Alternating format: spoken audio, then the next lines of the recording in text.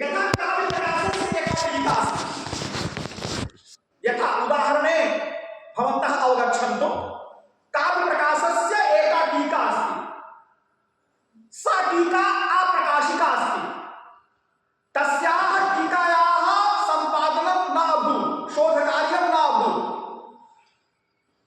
परन्तु पाण्डुलिपि ग्रन्थम् अवलम्ब्य यत् किमपि शोधकार्यं करणीयं तस्य कृते न्यूनातिन्यूनरूपेण टीकात्रयस्य आवश्यकता भवति। टीकात्रयम् आवश्यकं भवति। यथा एका टीका अस्ति दीपिका, उदाहरणस्य कृते दीपिका एका टीका अस्ति। इयं टीका अप्रकाशिका अस्ति। अस्याः टीकायाः उपरि शोधकार्यं न अभूत्। तर्हि दीपिका टीकायाः कृते मातृकात्रयस्य आवश्यकता भवति। दीपिका टीका अस्ति पाण्डुलिपिरूपेण। तर्हि एका पाण्डुलिपिः पर्याप्ता न वर्तते। न्यूनातिन्यूनरूपेण पाण्डुलिपित्रयस्य आवश्यकता वर्तते। पाण्डुलिपि भवति मातृका, एका मातृका, द्वया मातृका, त्रया मातृका। 3 manuscripts are required. एका मातृका देवनागरी लिप्यां भवितुं शक्यते, एका मातृका बंगला लिप्यां भवितुं शक्यते, एका मातृका तेलुगु लिप्यां भवितुं शक्यते। तस्य कृते आवश्यकता चिन्ता न करणीया। अथवा सर्वाः मातृकाः देवनागरी लिप्याम् एव भवितुं शक्नुवन्ति, सर्वाः मातृकाः। तर्हि किं करणीयम्? इयं मातृका अस्ति, इयं मातृका अस्ति, इयं मातृका अस्ति। तर्हि तुलनात्मकम् अध्ययनं करणीयम्। तुलनात्मकम् अध्ययनं करणीयम्। अस्यां मातृकायां यः पाठः अस्ति सः पाठः अस्यां मातृकायां भवितुं शक्यते, नापि भवितुं शक्यते। अस्यां मातृकायां यः पाठः अस्ति सः पाठः अनयोः द्वयोः मातृकयोः भवितुं शक्यते, नापि भवितुं शक्यते। तर्हि कुत्र अस्ति पाठभेदः? पाठभेदः इत्युक्ते किं? यदि अयं पाठः समीचीनः अस्ति, अयं पाठः असमीचीनः अस्ति इत्यस्य तात्पर्यम् अस्यां मातृकायां दोषः वर्तते इति निर्णयः भवति। तर्हि दोषस्य निराकरणं करणीयं। पाण्डुलिपि ग्रन्थस्य पाठभेदस्य समीक्षात्मकस्य सम्पादने इति कार्यमस्ति शोधार्थिनाम्। शोधार्थिनः किं कुर्वन्ति?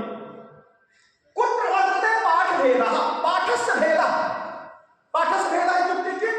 अस्यां मातृकायां यः पाठः अस्ति, अस्यां मातृकायां यः पाठः अस्ति। यदि पाठः समीचीनः अस्ति परन्तु अस्यां मातृकायां सः पाठः नास्ति इत्यस्य तात्पर्यम् अयमस्ति पाठभेदः। तर्हि अस्य पाठभेदस्य निराकरणम् एव शोधच्छात्राणां शोधकार्यमस्ति।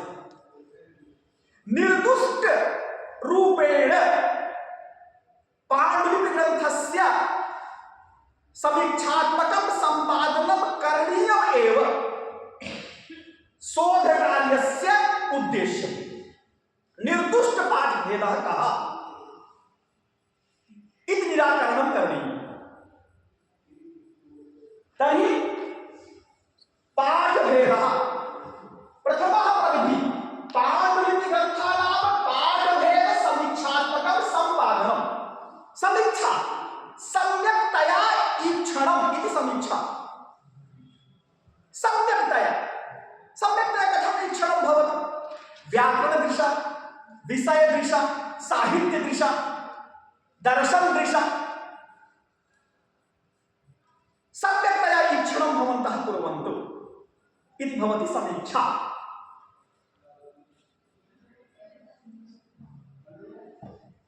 समीक्षात्मक सम्पादनम् एडिशन कि अयं पाठः निर्दुष्ट पाठः अस्ति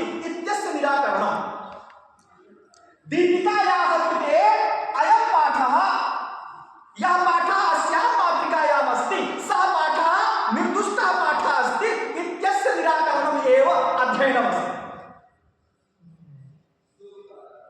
तर्हि पाण्डुलिपिग्रन्थम् आश्रित्य यदि किमपि पाठभेदसमीक्षात्मकं सम्पादनं भवति तर्हि तस्य समीक्षात्मकसम्पादनस्य अयमस्ति प्रविधिः। I will repeat again. Methodology of studying manuscript text. Which kind of study? Textual criticism, textual edition of the manuscript. Textual edition or textual critical edition of the manuscript. It is one system. Textual critical edition. Textual critical edition means, suppose one commentary is there. On the one commentary, we got 3 manuscripts from different manuscript libraries. We got 3 manuscripts from different manuscript libraries. One manuscript we got on Deepika from Ganganath Jha campus. One manuscript we got on Deepika from Saraswati Mahal library. One manuscript we got on Deepika from Asiatic Society Kolkata. So we got 3 manuscripts. But they will not give you the original manuscript. They will give you the photo or in digital form. We collected 3 manuscripts. It is called data collection. It is your work of data collection. Data collection has been done. How you will know that this commentary has not been published so far? This is the rarest of rare commentary. What is the source of knowing this one? The source is New Catalogus Catalogorum. NCC. New Catalogus Catalogorum is the source. New Catalogus Catalogorum. This valuable book has been published from the Madras University, and in this book, how many commentaries are there, how many texts are there, whether published or not published, whether critical edition has been done or not, every information is there. You may get this one through online also. Or from NMM, National Mission for Manuscripts. Website is there, from there also you can get the information. National Mission for Manuscripts. National Mission for Manuscripts. National Mission for Manuscripts.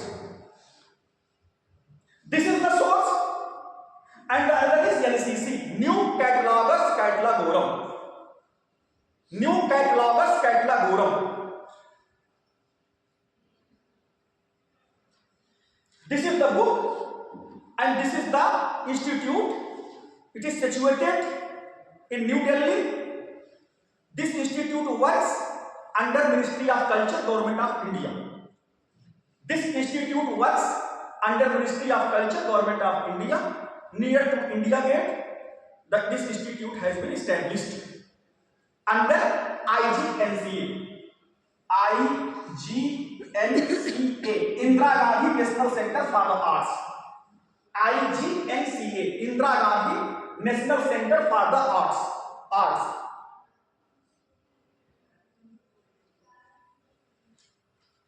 Indira Gandhi National Center for the Arts. Indira Gandhi National Center for the Arts. Indira Gandhi National Center for the Arts.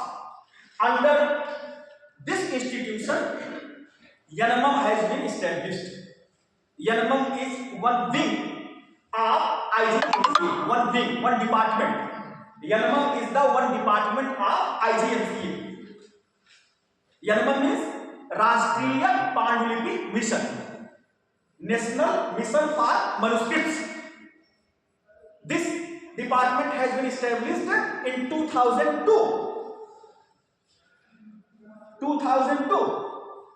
under Ministry of Culture. It is the autonomous department.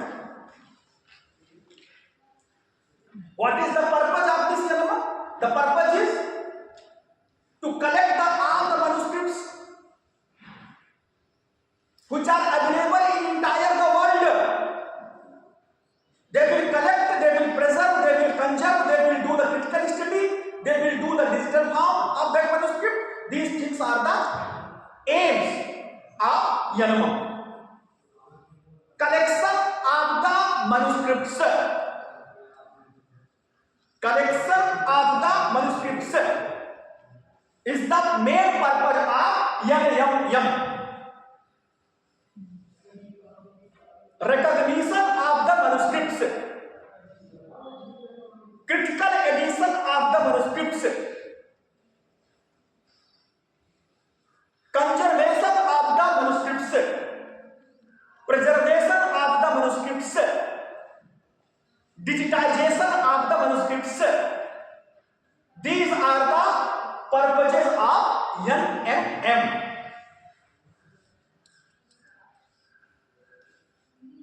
And what is NCC? NCC is a catalog. It is a catalog of the catalogs. See, new catalogus catalogorum. Catalog of the catalogs. It is a catalog of the catalogs. Which kind of catalogs? Manuscript catalogs. NCC new catalogus catalogorum एक catalogue है। Catalogue को तो समझते हैं आप लोग? नहीं कहते हैं हम लोग जो पब्लिशर के पास जाते हैं जो किताब बेचते हैं, कहते हैं अपना कैटलॉग दे दो, जिसमें उसके यहाँ कितनी किताबें हैं उसकी एक सूची मिल जाती है। इसको कैटलॉग कहते हैं। हिंदी में क्या कहेंगे? ग्रंथ सूची। ग्रंथ सूची कहेंगे, विवरणिका कह सकते हैं। नहीं बोला सारे पब्लिशर अपना कैटलॉग पब्लिश किए रहते हैं, वो विवरणिका ही बोलते हैं, विवरणिका बोलते हैं, पीछे लिखा रहता है। प्रकाशन विवरणिका। कौन कौन सी किताबें प्रकाशित की? प्रकाशन विवरणिका। तो वो कैटलॉग देख करके हम किताबों को छांटते हैं कि हमारे विषय से संबंधित कौन कौन सी किताब, वो भी आप निकाल के दे दें, वो निकाल के दे। ये जो है एलसीसी क्या है?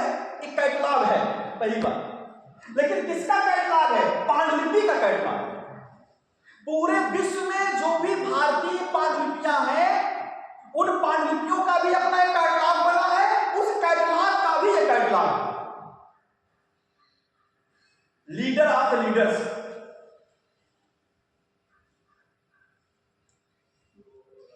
लीडर ऑफ द लीडर्स जानते हैं कौन थे?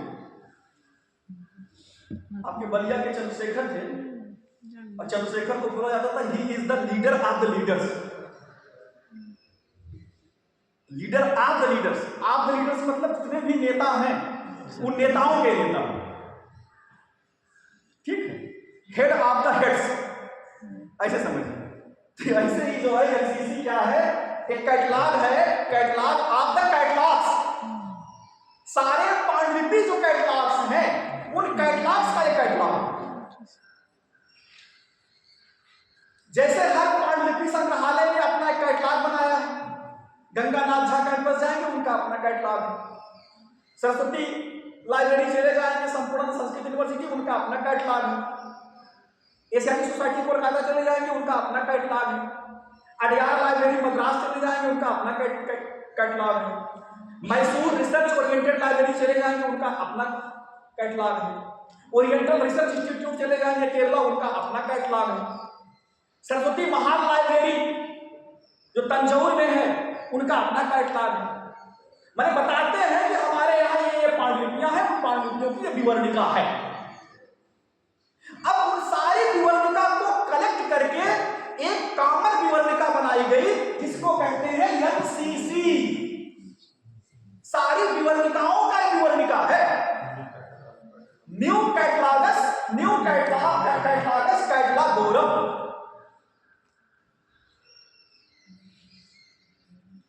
ये हम लोगों ने नहीं बनाया, ब्रिटिशर्स का दिमाग है। उन्होंने सारे पूरे देश की जो है पांडुलिपियों पर जो है काम किया और काम करके एक एलसीसी कैटलॉग पर काम करना शुरू किया। बाद में मद्रास यूनिवर्सिटी के संस्कृत के जो प्रोफेसर थे जैसे कुप्पुस्वामी शास्त्री, कुंजुनी राजा, दिल्लीनाथन, ये लोगों ने बाद में जो हेड ऑफ डिपार्टमेंट बने मद्रास यूनिवर्सिटी के, उन लोगों ने इस एलसीसी को आगे उस पर हम बाद में चर्चा करेंगे। फिर से देखिए, दीपिका को कहां से जानोगे? एलसीसी से जानोगे, एलएमएम से जानोगे, ठीक। अब दीपिका पर एलसीसी एलएमएम से इंफॉर्मेशन मिल गया कि भैया ये दीपिका कमेंट्री अनपब्लिश्ड है, रेयरेस्ट ऑफ रेयर है, क्रिटिकल एडिशन नहीं हुआ है। एक कमेंट्री जो है कहां मिलेगी? एक गंगा नाथ में, एक यहां मिलेगी, एक यहां मिलेगी। आप गए वहां से कलेक्ट किया, आपको 3 मातृका मिल गई। मान लीजिए तीनों की जो है देवनागरी लिपि में आपको मातृका मिल गई। अब उसमें आपको पाठ भेद देखना है कि कौन कौन सी मातृका में पाठ में समानता है, कहां पाठ भेद है। जो पाठ भेद है उस पर क्रिटिकल एडिशन करना है कि व्याकरण की दृष्टि से यहाँ दोष है क्या, या दर्शन की दृष्टि से है क्या, या जो है जो कंटेंट है, विषय है, उसकी दृष्टि से क्या है। उसी को कहते हैं पाठ भेद का समीक्षा। ये पाठ भेद हुआ क्यों? फिर आप एक निष्कर्ष निकालेंगे जिसको निर्दुष्ट पाठ कहते हैं कि ये पाठ जब सबसे अच्छा हो सकता है। अब उसका आधार क्या होगा? अगर 2 मातृकाओं में समान पाठ है, इसका मतलब वो सही पाठ है, और जिसमें असमान होगा गलत पाठ है, ऐसा मान लिया जाएगा।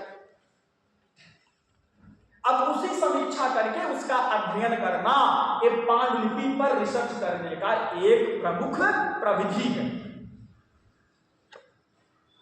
बाद में अगर आप उस पांडुलिपि को पब्लिश कर देते हो रिसर्च के बाद, तो एका क्रिया द्वयर्थ करी बभू, आपको पीएचडी की डिग्री मिल गई। इसको कहते हैं तात्कालिक उद्देश्य की पूर्ति हो गई। और बाद में जब प्रकाशन करोगे तो आपको उसने अमर कर दिया, क्योंकि वो पांडुलिपि अभी तक अनपब्लिश्ड थी, कोई जानता ही नहीं था। आपने एक पांडुलिपि जो है काव्य प्रकाश पर खोजा और खोज करके लोगों के सामने ले आया।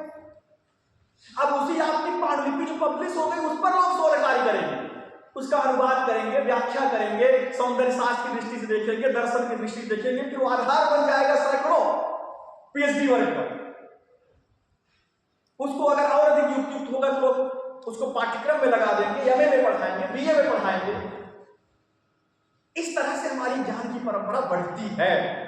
इसलिए मैं कई बार कहता हूं कि भारत की अभी पूरी जो 90% लगभग ज्ञान की परंपरा है वो पांडुलिपि ग्रंथों में भी धूल खा रही है, कोई उसको जानता ही नहीं। अभी जो प्रकाशित है जिस पर हम गर्व करते हैं ना, तो कितना जानते हैं? मुश्किल से 10% ही है।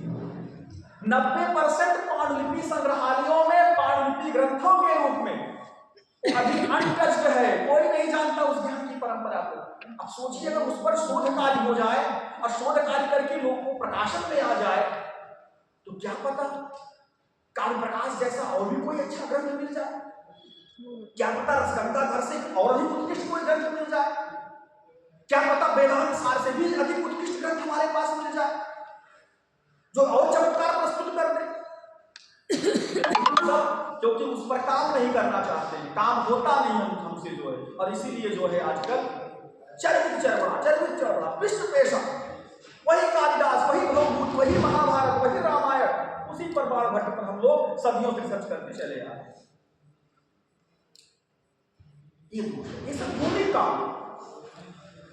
और फिर इंटरव्यू देने जाओगे तो उसको आप ही जानते हो, जो बताओगे लोग समझे कि हाँ हो सकता है ऐसा हो, कुछ जानता ही नहीं। कालिदास पर करोगे, भवभूति पर करोगे, कहीं पर पूछ सकते हैं।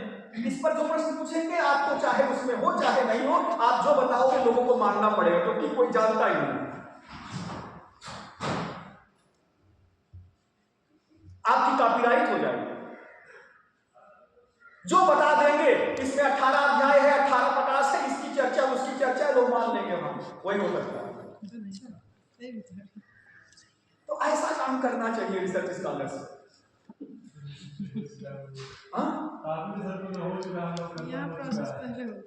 काफी चेंज भी हो जाता है, सब कुछ बीपीसी का अधीन है, बीपीसी का मैं मेंबर हूं, क्या कर सकता हूं, आप लोग आइए, ऐसा कुछ नहीं। अब बता दूं मैंने 2 पीएचडी पांडुलिपि पर ही करवाई है। दोनों पीएचडी होल्डर्स आज असिस्टेंट प्रोफेसर हैं।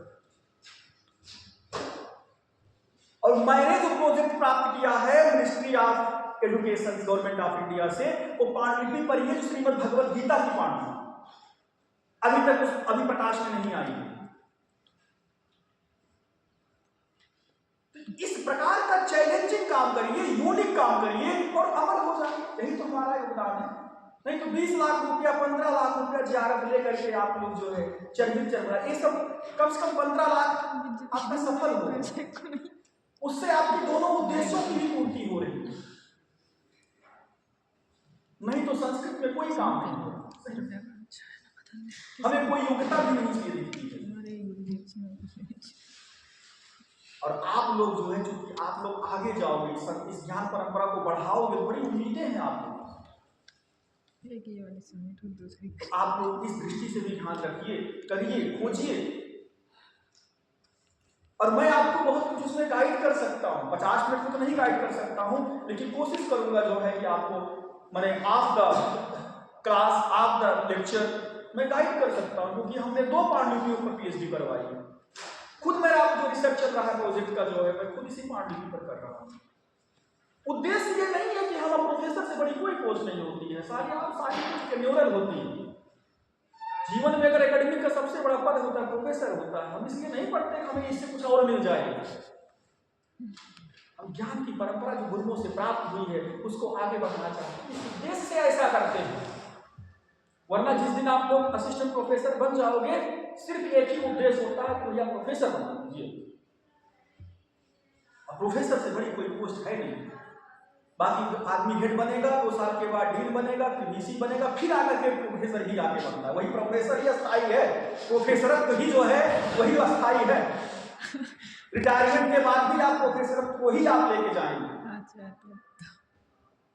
तो हमें कोई विशेष आवश्यकता नहीं है, लेकिन यह है ज्ञान की परंपरा जो है आगे बढ़नी चाहिए। स्वांतः सुखाय, कि जो भी गुरुओं से प्राप्त हुआ है उसको कुछ कंट्रीब्यूट उसमें किया जाए, जिससे आगे की लोग इससे लाभान्वित हो। इस उद्देश्य से हम प्रोजेक्ट कराना चाहते हैं, इस उद्देश्य से हम जो है लोगों को रिसर्च कराना चाहते हैं। कुछ नया काम करके जाइए, कुछ नया कंट्रीब्यूट करके जाइए। और ये बहुत ही यूनिक एरिया है पांडुलिपि विज्ञान, बहुत ही आप कह सकते हैं इनोवेटिव है, मौलिक है। इसको मौलिक शोध कार्य कहते हैं। अभी प्रोफेसर हरदत्त शर्मा गुरु जी ने जो है एक पांडुलिपि को जो है उन्होंने पाठ भेद समीक्षात्मक संपादन करके प्रकाशित किया, साहित्य का ग्रंथ है, उस पर आप लोग रिसर्च कर सकते हैं। बहुत ही रेयरेस्ट ऑफ रेयर पांडुलिपियों का कलेक्शन किया। कुछ पांडुलिपि जो है बंगला लिपि में थी, कुछ देवनागरी में थी, कुछ लंदन से मिली, वहां से मंगवाए उसकी कॉपी, और उस किताब को फिर उन्होंने जो है पांडुलिपि का समीक्षात्मक संपादन किया। गुरु जी जो एमसीसी है उसके अंतर्गत हमें विदेशों में भी जो पांडुलिपियां हैं उनका भी है। मैंने कहा कि पूरे विश्व में भारतीय ज्ञान परंपरा से संबंधित जो भी ग्रंथ हैं उन सारे ग्रंथों की विवरणिका है न्यू कैटलॉगस कैटलॉगोरम। उसमें सिर्फ संस्कृत के ही ग्रंथ नहीं है, पाली और प्राकृत के भी ग्रंथ है, इसलिए न्यू जोड़ दिया। 2 ग्रंथ है, कैटलॉगस कैटलॉगोरम। कैटलॉगस कैटलॉगोरम संस्कृत के लिए था, बाद में इसको और इनहेंस करके पाली और प्राकृत की भी जो पांडुलिपियां हैं उनको भी जोड़ा गया, इसलिए इसमें न्यू शब्द जोड़ दिया गया, new catalogus catalogorum. It means the work in Sanskrit language, the work in Pali language and the work in Prakrit language, all works are available in this NCC in the manuscript form। इसलिए यह शब्द जोड़ दिया new, कि संस्कृत के भी पांडुलिपियां हैं, पाली की भी पांडुलिपियां हैं और प्राकृत की भी पांडुलिपियां हैं। प्रश्न हो सकता है कि सर पाली प्राकृत क्यों जोड़ दिया? तो ध्यान रखिए, संस्कृत भी पाली और प्राकृत से भी अपना ज्ञान अपने को संपुष्ट करती है। कथा साहित्य की रचना धर्मिता देखोगे, कथा साहित्य जो है का उपजीव्य क्या है? गुणाढ़ बृहद कथा। अब बृहद कथा किसमें है? प्राकृत भाषा में।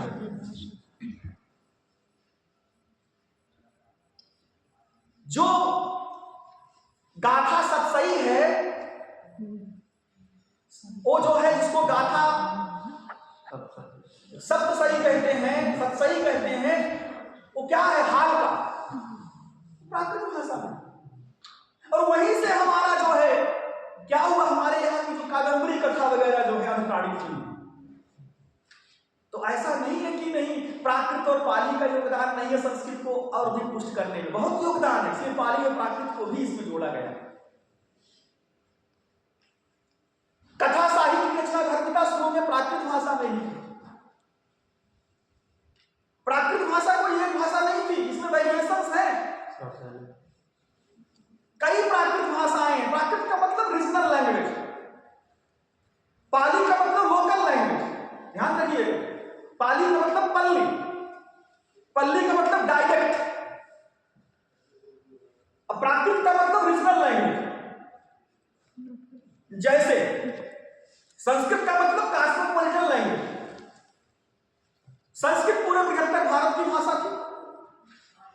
पूरे बृहत्तर भारत में जो भी काम होता था वो संस्कृत में होता था,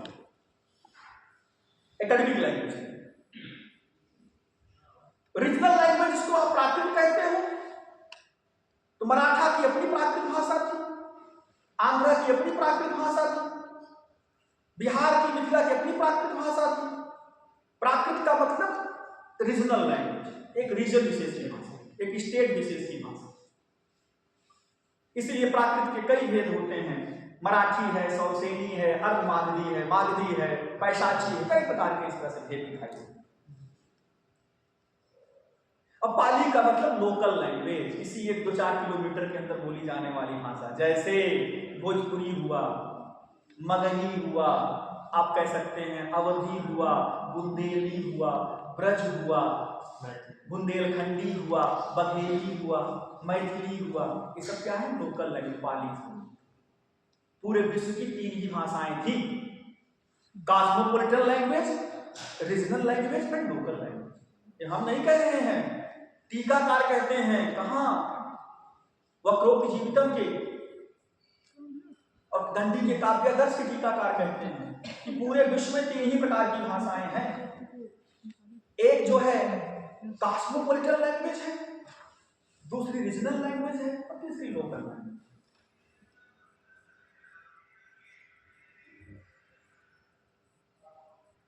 इसलिए संस्कृत, पाली और प्राकृत को भी जोड़ दिया।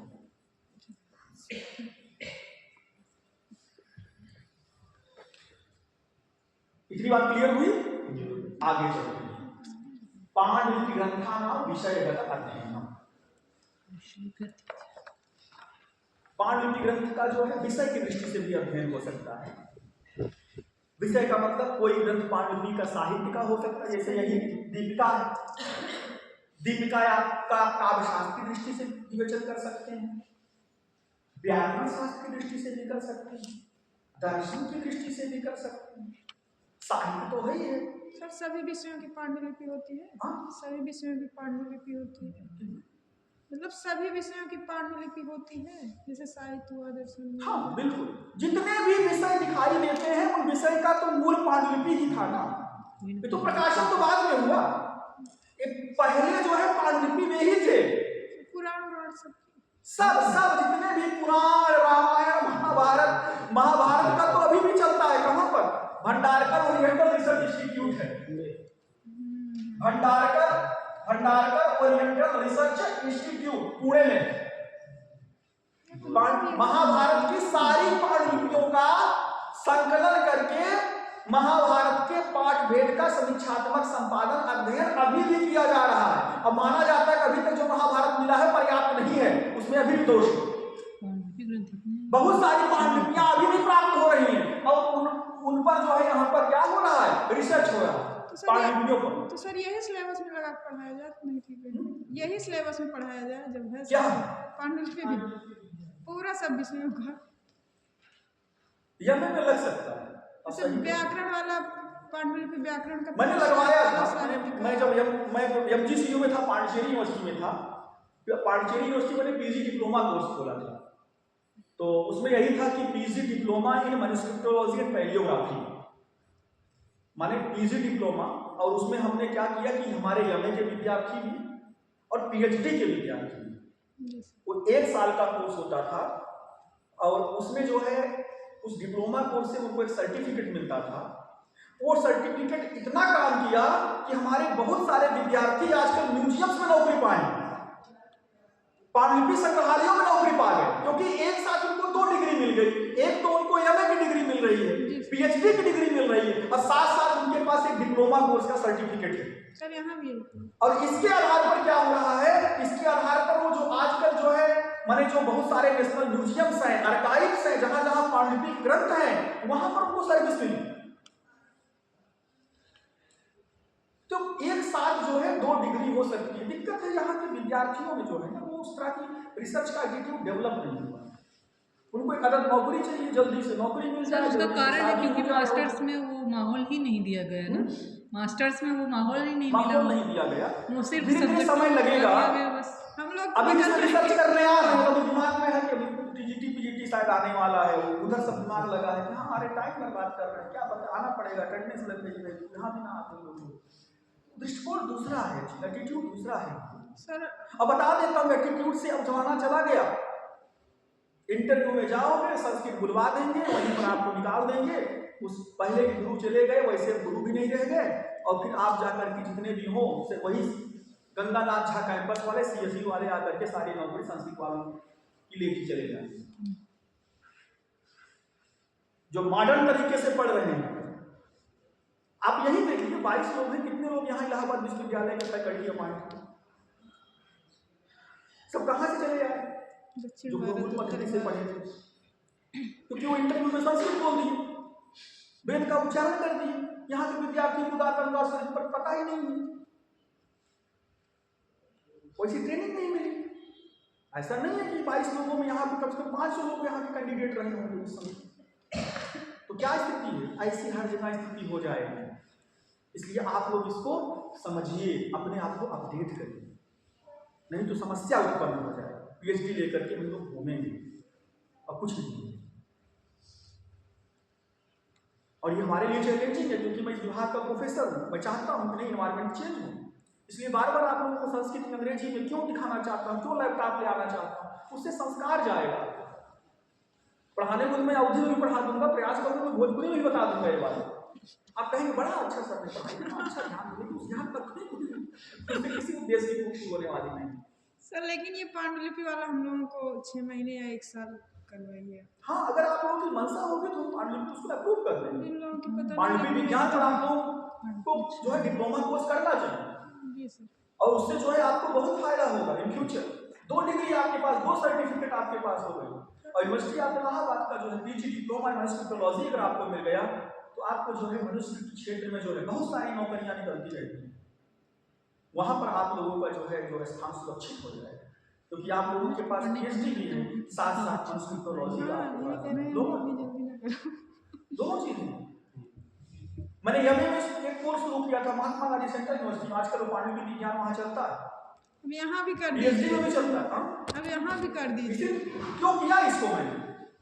रिसर्च में तो मैंने ही किया ना इसको, सारा कोर्स का कंटेंट जो मैंने बना करके आप लोगों को दिया है तो मैंने ही बनाया है, बाद में अप्रूव हुआ है। तो वो पांडुलिपि विज्ञान इसलिए जोड़ा गया विभाग अध्यक्ष की सहमति से कि नहीं, हाँ पांडुलिपि विज्ञान विद्यार्थियों को पढ़ना चाहिए, आना चाहिए, बहुत जरूरी है, जानना जरूरी है। प्राइमरी सोर्स तो यही है सर, प्राइमरी सोर्स तो यही है। हम लोग सेकेंडरी सोर्स पढ़ रहे हैं, सेकेंडरी सोर्स पढ़ रहे हैं। दूसरा ये है कि अगर 6 महीने का कोर्स वर्क हो रहा है तो कोर्स वर्क में 5 घंटा होना चाहिए। ये नहीं कि 50 मिनट पढ़ लिए और 6 महीना पूरा हो गया। 1 घंटे का कोर्स वर्क नहीं होता, 1.5 घंटे का। 10 से 4 कर दीजिए। करने को सब किया जा सकता है, हम लोग तैयार तो हैं। हम लोग तो रहते ही है सर। 2 महीने एक पेपर 2 घंटे का होना चाहिए, एक लेक्चर 2 घंटे का होना चाहिए, और उसमें संवाद होना चाहिए। आप हमको इतना परेशान कर दीजिए कि हमें भी लगे कि कैसे झेलूंगा बच्चों को, थोड़ा सा पढ़ के आता। ये माहौल पैदा करें, हमसे कुछ सीख लीजिए। 6 महीने बाद हो जाएगा। माने ये इस तरह का एटीट्यूड कि 2 घंटे का एक कोर्स, एक पेपर होगा तो 4 घंटा आप लोग पढ़ेंगे। 4 घंटे पे बहुत कुछ आप लोग जानकारी रिसर्च की हो जाए। हम करने को तो कर सकते हैं, लेकिन समस्या यही है कि आप लोग भी कहेंगे कि सर बहुत ही वो हो रहा है, लेकिन धीरे धीरे करेंगे, चिंता मत बहुत करो। डेंजर सर आ गए। धीरे धीरे अभी स्पून फीडिंग हो रही है ना, स्पून फीडिंग बच्चों को दूध पिलाया जाता है, अभी स्पून फीडिंग वाली के धीरे धीरे आप पूरा खाना हम खिलाओ। लोग निकल जाएंगे, आप सब करेंगे तो। नहीं अभी 5 साल रहोगे, ऐसा नहीं है। डायरेक्टली इनडायरेक्टली तो कहीं कहीं से आप लोग जुड़े ही रहोगे बाद में। सर लेकिन प्रॉफिट तो नहीं मिल पाएगा, जुड़े रहने का क्या मतलब। प्रॉफिट मिलेगा, चिंता मत करिए। ज्ञान की इस नगरी में आए हैं, सिर्फ मीट में आए हैं, निश्चित रूप से प्रॉफिट मिलेगा। जाएंगे ऋषियों का, आचार्यों का जो है नहीं नहीं कितना बजा 12:41।